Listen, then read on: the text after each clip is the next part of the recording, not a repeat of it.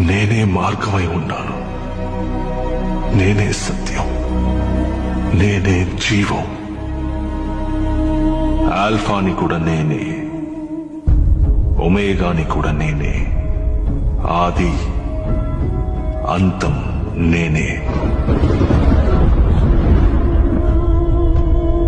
మొదటి వాడిని నేనే, కడపటి వాడిని నేనే. ప్రభు, నేను చావు కోసం ఎదురు చూస్తున్నాను.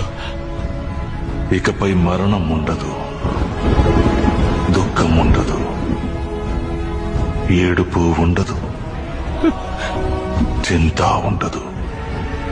నేనన్నిటినీ నూతనీకరిస్తున్నాను. అవును, నేను త్వరలోనే వస్తాను. ఆ దేవుని కృప అందరికీ తోడుండుగాక. ఆమేన్.